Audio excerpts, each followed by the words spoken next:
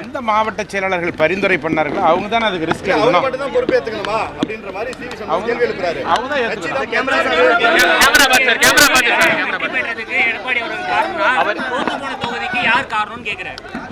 அதாவது அந்தந்த மாவட்டத்தில் இருக்கிற மாவட்ட செயலாளர்கள் யாரை பரிந்துரை பண்ணாங்களோ அவங்கள தான் வேட்பாளராக எடப்பாடியார் அறிவித்தார். அப்போ மாவட்ட செயலாளர் சொல்கிற வேட்பாளர் தகுதியான வேட்பாளர் இருந்தால் ஏன் அவங்க தோல்வி அடைய போகிறாங்க? உதாரணத்துக்கு திருவண்ணாமலை தெற்கு மாவட்டத்தில் 2 தொகுதிக்கு நான் மாவட்ட செயலாளர், ஒன்று கலசப்பாக்கம், இன்னொன்று செங்கம். கலசப்பாக்கத்தில் நான் ஜெயிக்கிறேன். நான் பரிந்துரை சென்ன செங்கம் வேட்பாளர் தகுதியான வேட்பாளர்ன்றதுனால எடப்பாடியார் அவரை வேட்பாளர் அறிவித்தார். அந்த வேட்பாளர் வெற்றி பெறார். அதுக்கு நாங்கள் எல்லாம் ஒற்றுமையாக வேலை செஞ்சு ஜெயிக்க வச்சோம். அந்தந்த மாவட்டத்தில் அவங்கவுங்க ஒற்றுமையாக வேலை செஞ்சுருந்தால் நிச்சயமாக இந்த கட்சி ஆட்சிக்கு வந்திருக்கும். இதான்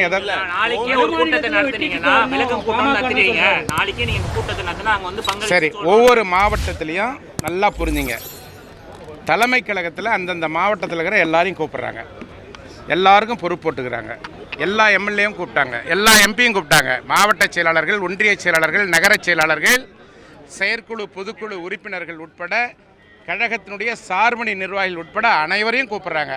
அப்போ அனைவரையும் கூப்பிடும்போது அந்த கூட்டத்தில் அவங்கவுங்க வெற்றி வாய்ப்பு இழந்ததற்கு என்ன காரணம்னு சொல்கிறாங்க. ஏன் இவங்க அந்த கூட்டத்துக்கு வரல? வந்து சொல்லணும் இல்லையா?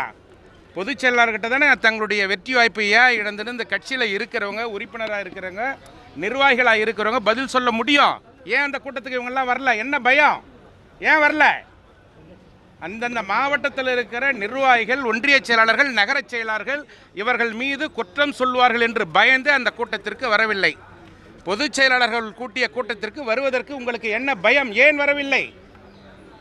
செய்த தவறுகளை மறைப்பதற்காக பொதுச் செயலாளர்கள் மீது தொடர்ந்து குற்றம் சொல்லி வருகிறார்கள். இது கண்டிக்கத்தக்கது. திமுக உடனான உறவு இல்லைன்னு எடப்பாடியார் சத்தியம் செய்ய முடியுமான்னு கேட்கிறார். நிச்சயமா செய்ய முடியும். நாங்கள் தான் அதற்கு உதாரணம். நாங்கள் தான் கூட இருக்கிறோம். சட்டமன்ற உறுப்பினர்கள் அவரோடு ஒன்றுபட்டு உறுதியாக அவருடைய தலைமையை ஏற்றுக்கொண்டிருக்கிறோம். எந்த இடத்திலேயும் திராவிட முன்னேற்ற கழகத்தினோடு எந்த விதமான பேச்சுவார்த்தையும் அண்ணன் எடப்பாடியார் நடத்தவில்லை. இது 100% உண்மை.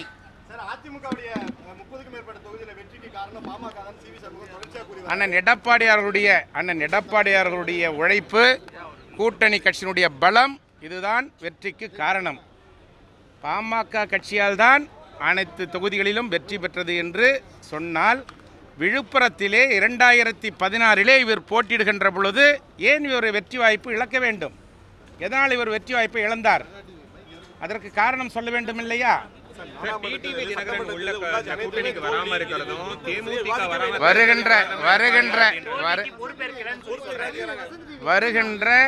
எந்த தேர்தலாக இருந்தாலும், அது உள்ளாட்சிக்கான தேர்தலாக இருந்தாலும் சரி, அல்லது இடைத்தேர்தலாக இருந்தாலும் சரி, ஒரே நாடு ஒரே தேர்தல் மூலமாக வர இருக்கின்ற நாடாளுமன்ற தேர்தலாக இருந்தாலும் சரி, அல்லது சட்டமன்ற தேர்தலாக இருந்தாலும் சரி, அண்ணன் எடப்பாடியார் தலைமையில் அனைத்து இந்திய அண்ணா திராவிட முன்னேற்ற கழகம் மீண்டும் தமிழகத்திலே அம்மானுடைய ஆட்சியை அமைக்கும் என்று உறுதியோடு தெரிவித்துக் கொள்கிறோம். எந்த நேரத்தில் என்ன கட்சி விட்டு எடுக்கல, பொறுப்புல எடுக்கல. மாண்புமிகு அம்மா அவர்களால் மாவட்ட செயலாளர் பொறுப்பிலே இருந்து நீக்கப்பட்டவர் மீண்டும் அண்ணன் எடப்பாடியார் அவர்கள் தான் அவருக்கு மீண்டும் தொகுதி மாற்றி சட்டமன்ற தேர்தலிலே போட்டியிடுவதற்கான வாய்ப்பினை தந்தார்கள். மாவட்ட செயலாளர் பதவியை மீண்டும் தந்தார்கள். மீண்டும் கழகத்தினுடைய அமைப்பு செயலாளர் பதவியை தந்தார்கள். இப்படி எல்லா பதவிகளையும் அண்ணன் எடப்பாடியார் தான் தந்தார். ஒரு நாடாளுமன்ற மேலவை உறுப்பினராக வாய்ப்பு தந்தார். அண்ணன் எடப்பாடியாரால் தான் இவர் வெற்றி பெற்றார் என்பதுதான் உண்மை. இது யாராலும் மறுக்க முடியாது.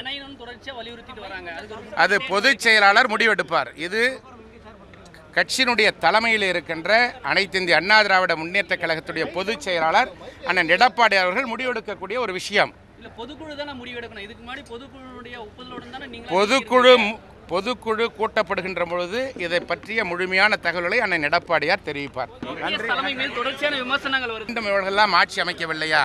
வெற்றி தோல்வி என்பது சகஜம். மீண்டும் அனைத்து இந்திய அண்ணா திராவிட முன்னேற்ற கழகத்துடைய ஆட்சி எந்த நேரத்திலே தேர்தல் வந்தாலும் மீண்டும் அம்மானுடைய ஆட்சியை அண்ணன் எடப்பாடியார் அவர்கள் அமைத்தே தருவார்கள். இது அனைத்து இந்திய அண்ணா திராவிட முன்னேற்ற கழகத்துடைய தொண்டர்களுடைய உறுதிப்பாடு என்பதை தெரிவித்துக் கொள்கிறேன். நன்றி, வணக்கம்.